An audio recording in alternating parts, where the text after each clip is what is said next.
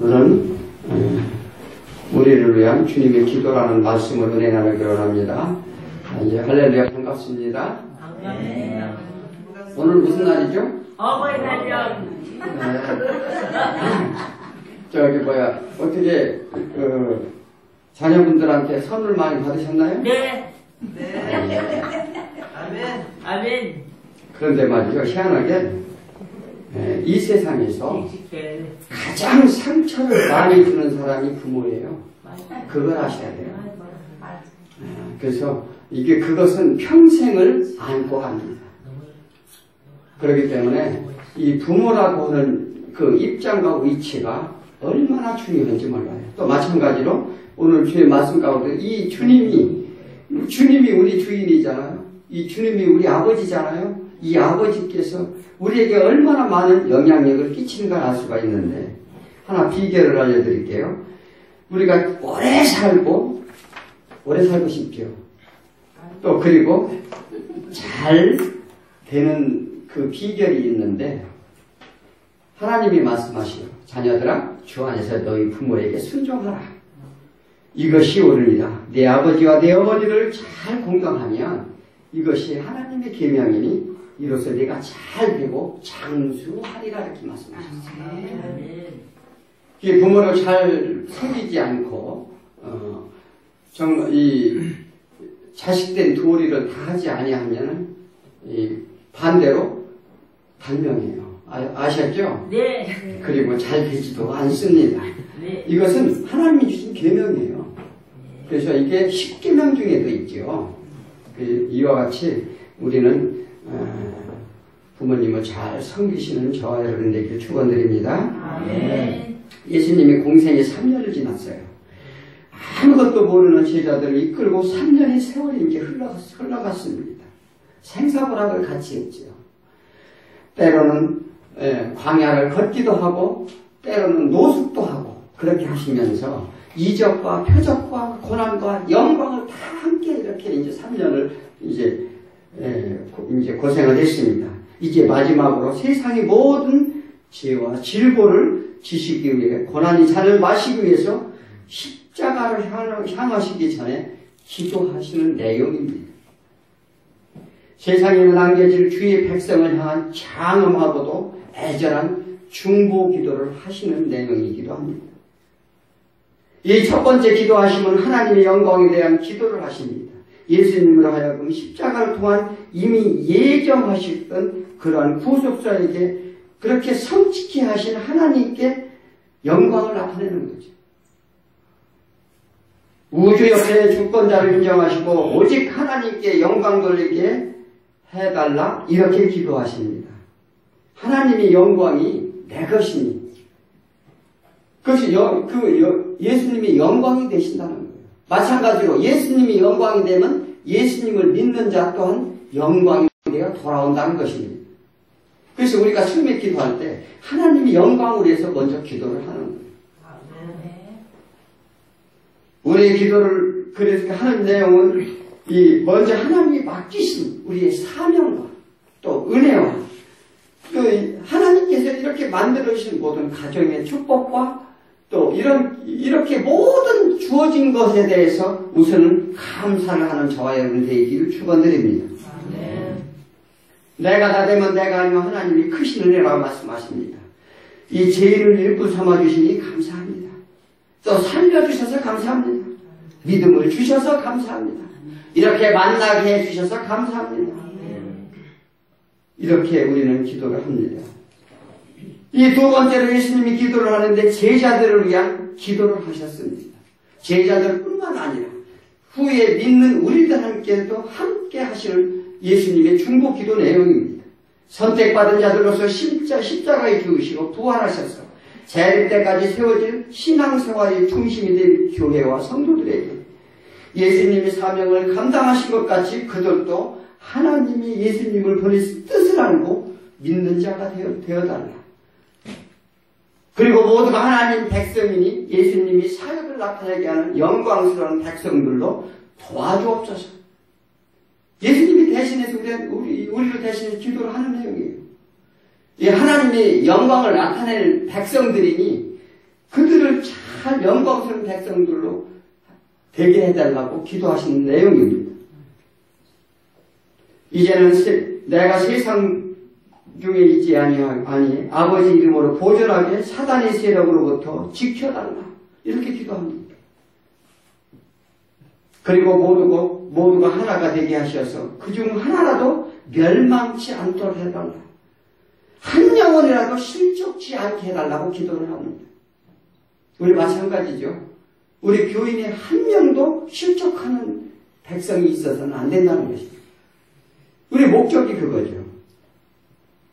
제자들이 예수님이 주신 말씀을 받았다 말씀하셨지만 염려가 되었어요. 이에 간구하시는 것입니다.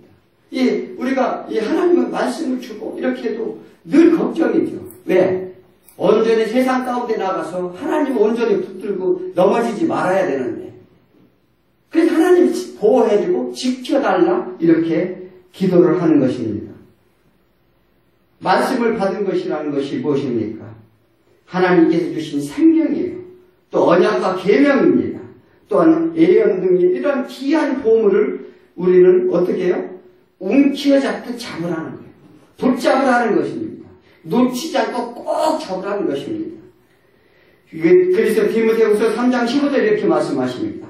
성경을 능히 너로 하여금 그리스도 예수 안에 있는 믿음으로 말미암아 구원에 이르는 지혜가 있게 하느니라. 이 로마서 교인들에게도 말씀하시죠. 이 믿음은 들음에서 나며 들음은 그리스도의 말씀으로 말미암는다 그랬어요. 그래서 날마다 하나님 말씀을 들어야 돼요. 말씀을 듣고 그런 믿음으로 세상을 이길 수 있다는 것입니다. 우리는 예수님이 이 땅에 오신 목적을 알아야 합니다. 그분이 왜 오셨는지, 또 무슨 일을 하셨는지, 또 무슨 말씀을 하셨는지, 왜 십자가를 매야 하는지 그런 것을 우리는 정확히 알아야 됩니다. 그 뜻을 아는 자, 믿는 자를 지켜달라는 예수님의 애절한 기도이기도 합니다. 예수님께서 제자들이 말씀을 받음으로 깨달았다 이렇게 하셨습니다. 하나님이 보내셨음을 알았다는 거예요. 우리가 예수님이 하나님 보내신 걸 다 알죠. 이 말씀의 깨달음이란 선포된 말씀이 진실되고 옳은가? 그럼 하나님이 예수님이 오셔서 어떤 말씀을 하셨는데 그 말씀이 과연 옳은 말씀인가? 또 정확한가? 이렇게 아는 지식의 척도로 우리가 예수님을 믿는 것이 아니라 인생의 삶의 진리요, 길이요, 생명임을 알아야 된다는 거예요. 즉 예를 들어서 인생이 나침판이라는 겁니다.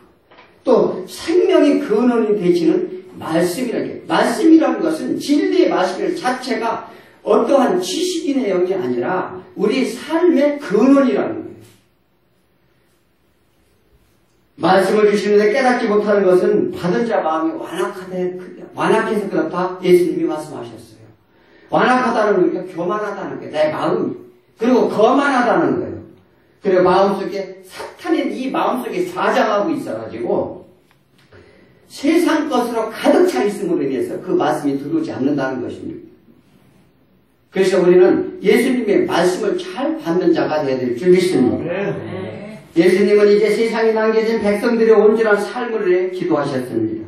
예수님 우리에게 바라는 것이 있다면 넘어지지 않고 사단의 미혹에 빠지지 않고 세상에서 승리할 수 있을 것을 바라고 계셨다는 것입니다.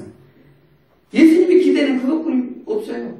마찬가지죠. 교회의 성도들이 오시면요 정말 하나님을 잘 믿고 말씀이 진리 가운데 깨닫고 그래서 정말 장성한 분량의 믿음으로 성장하기를 우리는 다 같이 바라는 거죠.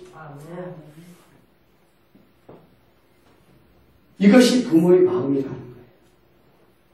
건강하게 또 바르게 행복하게 기쁘게 살아가는 것이 이 부모가 바라는 거잖아요. 자녀들이. 자식이 속썩이면 어떻게 되나요? 부모가 얼마나 마음이 괴롭습니까? 왜? 자녀는 열매니까 그래요. 마찬가지로 예수님도요. 이 가르친 제자들, 예수님 말도 따르는 자들이 넘어지지 않게 바른 이유는 예수님이 열매였기 때문에 그렇습니다. 오늘 이 어버이 주간이며 또 이 5월은 가정의 달이기도 합니다. 오늘 말씀을 보면 부모가 자식이 어떻게 살아가야 하는지를 보여주십니다. 바른 교육과 바른 생활과 또 가정의 화평과 온전한 삶에서 살아가도록 교훈하시는 것입니다. 부모의 마음은 자식이 무탈하게 잘 장성하도록 힘써야 되는 것처럼 우리를 위해 기도하시는 주님의 기도를 통해 말씀을 깨달아 그 기도대로 우리는 살아가야 될 줄 믿습니다. 아멘. 자녀들에게 우리는 무슨 기도를 하십니까? 오늘 주님이 기도를 들으시고 교훈을 얻어야 됩니다. 세상에 출세를 원하십니까? 또한 인류 학교를 들어가기 원하십니까? 또 아니면 좋은 직장입니까? 그것보다 더 중요한 게 있습니다. 하나님의 말씀의 지혜를 얻어야 된다는 것입니다. 아멘. 지혜를 얻는 자는 모두를 얻는다 이렇게 말씀을 하십니다. 그 반면으로 하나님의 지혜를 모르는 자는 모든 것을 잃는 것과 마찬가지라는 것입니다. 이스라엘 민족은요 12살 이전에요 모세 오경을 다 외워요. 모세 오경이 뭡니까? 창세기, 창출내리기, 민수기, 신명기. 이것을 달달달달 외운다는 거예요, 그냥. 여러분들은 성경 기절을 몇 가지나 합니까? 이것은요, 그들이 훌륭하게 되는 이유는 그 말씀을 지혜를 받아서 그래요. 이스라엘 민족이요, 몇백만 되지도 않아요, 인구가. 그런데 노벨상이 27%를 이스라엘 민족이 받아요. 우리는 현재 김대중 대통령 평화회상 그것도 로비로 해가지고 간신히 받았어요. 그러니까 얼마나 지혜가 이 하나님 말씀으로 양육해야 되는 게 얼마나 이게 그래서 우리는 이렇게 그냥 우리 다른 것은 아무리 세상에서 출세하고 물론 그것은요 하지 말라는 얘기가 아니에요. 그 하나님의 근본적인 지혜를 얻어야 출세를 할 수 있다는 거예요. 우리는 출세를 먼저 하려고 하면 이게 잘못됐다는 것입니다. 인도의 새 힌두교 학자가 강을 건너기 위해서 나루터에 나갔는데 바람이 으스스 이렇게 불고 비도 좀 저벅저벅 내리고 있었어요. 좀 불안한 마음을 갖는데 이제 사공한테 말합니다. 이 강을 건너게 해달라. 그러니까 지금 바람이 불 것 같은데요. 괜찮겠습니까? 아 괜찮다. 이렇게 그렇게 이제 배를 타고서 이제 불안한 마음에 배를 타고 건너가고 있는데 학자가 물어보는 거예요. 당신 천문학에 대해서 아느냐? 사공한테 물어보니까 이제 사공이 뭐를 하면서 저는 천문에 대해서는 잘 모릅니다. 저는 아는 게 없습니다. 그러니까 학자가 혀를 끌끌 차면서 인생을 헛살았고 이런 배 같은 걸 하면서 천문을 알 정도는 알아야 되지 않겠느냐. 또 다른 두 학자들은 철학가고 다른 자기들 전문 분야를 얘기하면서 이것저것 떠들어대고 물어봅니다. 인생이 어떻고 저렇고 이렇게 짜증난 사공이 난 아무것도 모르니 나한테 묻지 말라고 그렇게 말을 합니다. 가는 도중에 세찬 바람이 불어옵니다. 배가 엎어졌어요. 배가 엎어졌는데 이 학자들이 물에 빠졌습니다. 학자들이 비명을 지르면서 살려달라고 아우성입니다. 그러니까 사공이 엎어진 배 위에 앉아가지고 당신들은 수영도 안 배웠어. 그러니까 수영할 줄 모른다는 거야. 살려달라고 그러니까 인생을 헛살았군. 그렇다면 당신들의 생애 전부를 잃은 것이고 세상의 지식과 학문, 명예 살아가는 데는 우리는 편리합니다. 그렇죠. 그런데 인간의 영혼을 구하지 못하는 거예요. 그들이 하나님의 말씀의 진리를 알지 못했던 것입니다. 이 자녀에게 교육받을 것은 생명의 말씀의 교육이 필요하다는 것입니다. 우리는 먼저 우선돼야 할 것이 그것인지를 믿으시기 바랍니다. 예수라는 믿음의 배를 타야 돼요. 세상에 헛된 거 봐봐야 살아갈 때는 굉장히 유익한 것 같고 내 영광이 나타나는 것 같지만 우리가 인생의 구원을 얻지 못한다는 것입니다. 그래서 우리는 첫 번째 악인이 깨에 빠지지 않도록 우리는 해야 되는데 이것은 예수님이 기도한 내용입니다. 세상이 아무리 출세해도 길을 잘못 간다면 모두가 허사입니다. 이 본인뿐만 아니라 모두를 괴롭게 한다는 것입니다. 15절 한번 읽어보시겠습니다. 15절을 자 같이 있습니다. 내가 배우는 것은 그들이 세상에서 데려가시기 위함이며 다만 악에 빠지지 않게 보존하시기를 위함입니다. 다만 악에서 구하옵소서. 이 주기도문이 병행주절이기도 합니다. 예수를 증언하는 증인이 되게 하려 하는 것이 예수님의 목적입니다. 즉 그러려면 그들이 넘어지는 일이 없도록 해달라 이렇게 기도하시는 겁니다. 계시록 3장 10절에 내가 또한 너를 지켜 시험의 때를 면하게 하리니 이는 장차 온 세상에 임하여 땅에 거하는 자들을 시험할 때라. 종말에 대해서 대비하는 권고의 말씀이기도 합니다. 그들로 하여금 범죄하지 않도록 기도하셨습니다. 크리소스톰이라는 사람이 있는데 주님을 위해 감옥에 갇히는 것이나 죽음보다 더 무서워해야 될 것은 범죄라고 하였습니다. 우리가 죄 가운데 빠지면요 죽는다는 거예요. 실로 죽음보다 범죄를 무서워하며 멀리 하라는 것입니다. 예수님이 주기도문의 내용이에요. 야고보서 1장 15절에 욕심이 잉태한 즉 죄를 낳고 죄가 장성한 즉 사망을 낳는다 말합니다. 자녀들이 출세하면 뭐합니까? 죄 가운데 있다면 아무 소용이 없어요. 많은 돈을 벌고 출세를 해서도 악의 사다리 역할을 한다면 아무 소용이 없습니다.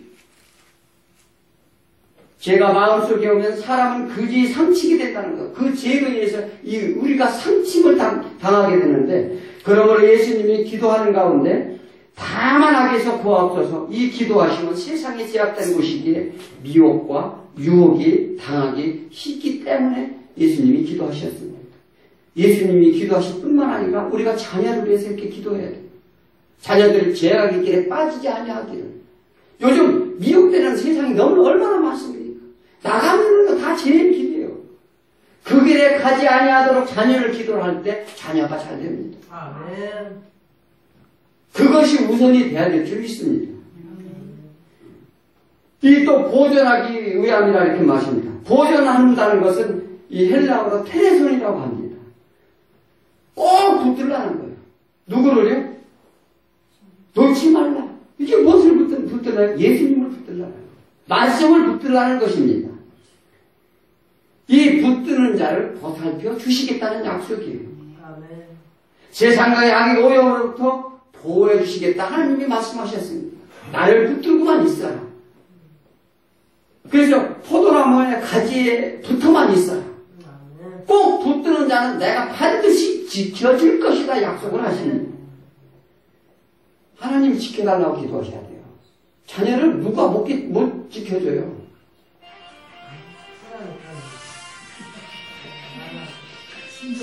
붙드는 자를 보살펴서 세상이 악과 오염으로부터 지켜주심을 믿으시기 바랍니다. 이것은 성부 하나님, 성자 예수님,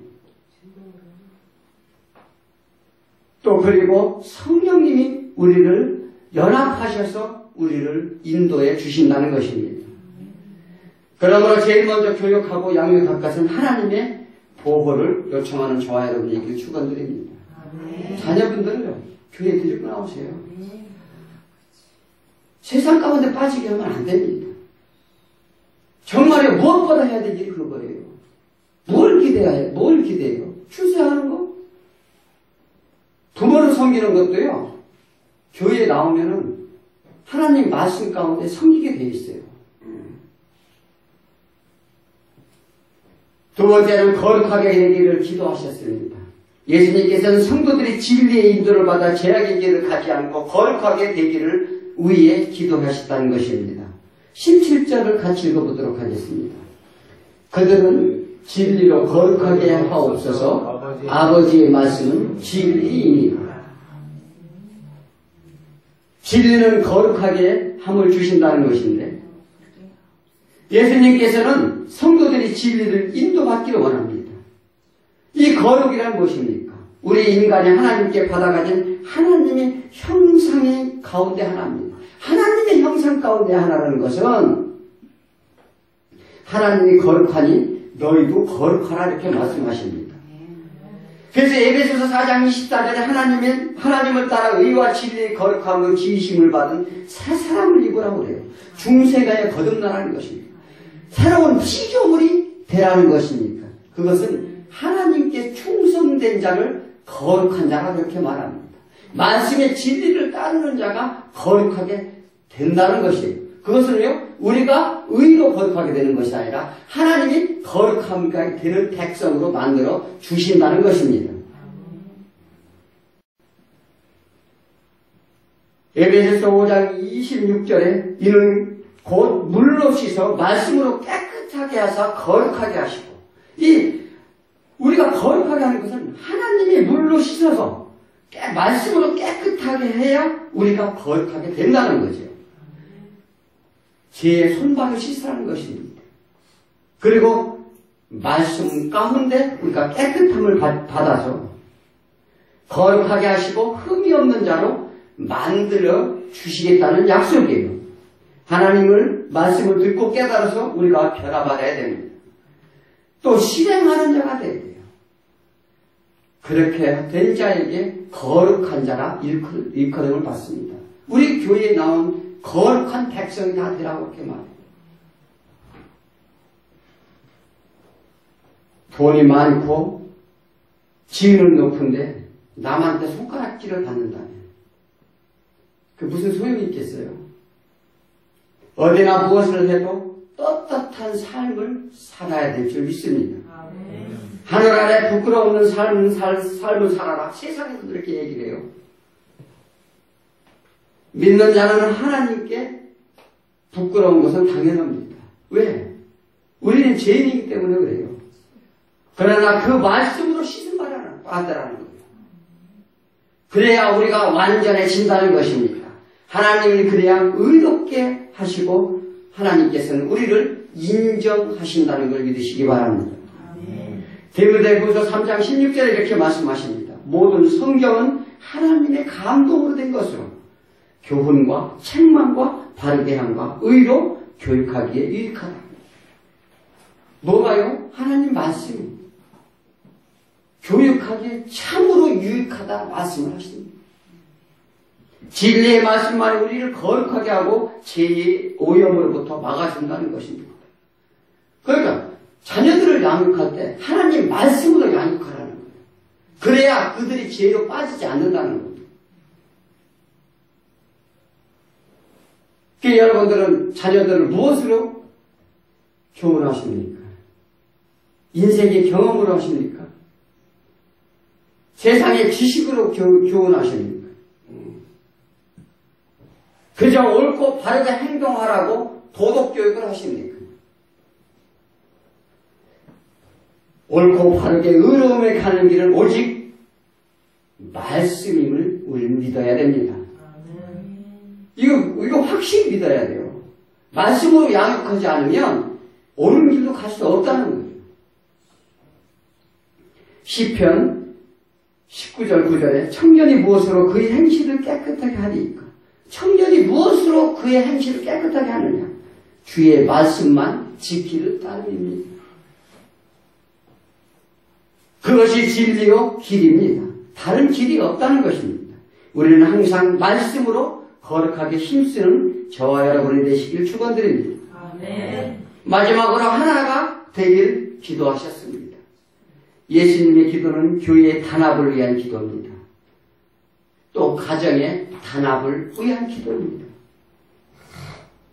교회는 영적 단체입니다. 이 외형적인 단합도 중요합니다. 그러나 영적 단합이 이루어야 된다는 거예요. 우리 또 가정 또한 그렇습니다. 예수님이 말씀하셨어요. 내가 너희에게 평안을 주러 왔다고 말씀을 하셨는데 또 한 말씀 하시기를 내가 너희에게 가정에 불안을 주러 왔다고도 말씀하셨어요.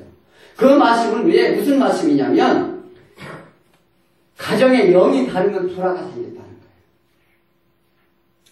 그래서 예수를 믿는 사람하고 믿지 않는 사람하고 맞습니까? 전혀 맞지 않습니다. 생각이 다릅니다. 가치관이 다릅니다. 그저 이 하나님을 믿지 않는 가정에서 믿지 않는 부부가 있다면 한 사람은 세상 가운데 즐기고 놀라고 그래요. 그런데 한 사람은 하나님께 가려고 합니다. 그래서 내가 너희에게 불화를 받다는 그러나 내가 너희를 이기게 하겠다는 약속의 말씀이 있었어요. 그래서 이길 수 있는 힘은 무엇입니까? 영이 다르다면 한 명이 되기 위해서 하나님께 기도하시라는 거예요.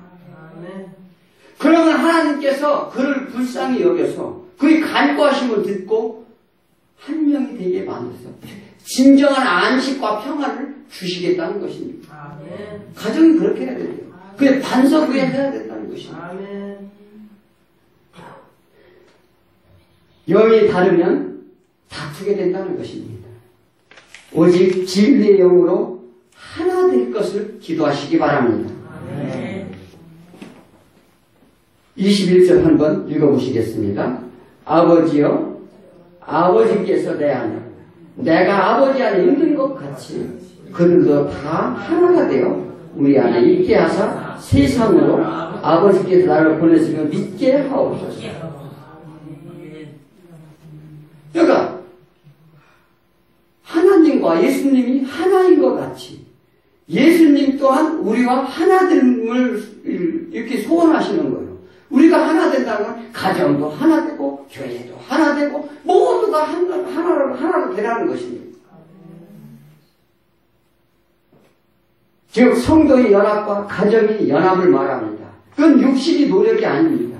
신적인 기원을 가지고 있다는 거예요. 우리의 육신이 노력으로 그렇게 하나 되는 것이 아니라 예수 그리스도를 믿으면 한 영이 되어서 한 생각을 한 뜻과 가치관으로 갈 수 있다는 것입니다.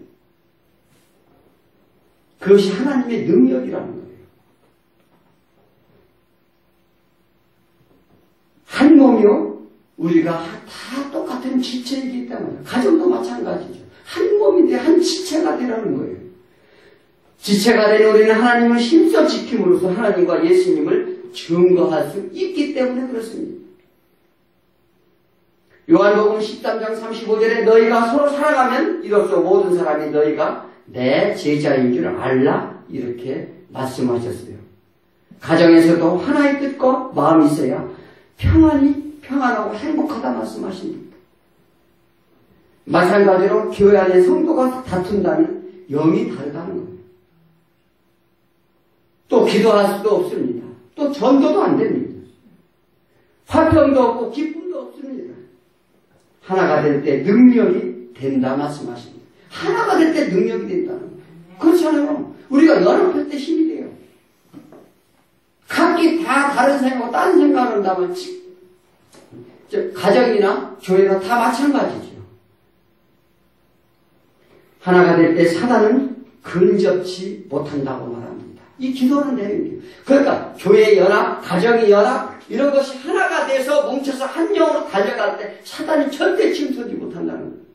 그런데 다투고 흩어지고 사단은 이렇게 이간질합니다. 소곤소곤 비판합니다. 참소합니다. 불평하고 원망하게 만드는 게 사단이에요. 그것을 잘 아셔야 돼요. 어떻게든 하나님과 관계를 멀리하게 하면 교회가 가정 모두 힘들어집니다. 그것이 그들의 목적이고 목표라는 것입니다. 예수님은 이를 위해 기도해 주셨습니다. 우리도 이를 위해 기도해야 됩니다. 예수님이 이런 기도를 하신 이유가 있습니다. 우리를 다시 보고 만나기를 원하시기 때문에 그렇다는 거예요. 그러면 24절 한번 보십시오. 아버지여 내게 주신 자도 나 있는 곳에 나와 함께 있어 아버지께서 창세전부터 나를 사랑하심으로 내게 주신 나의 영광을 그들로 보게 하시기를 원합니다.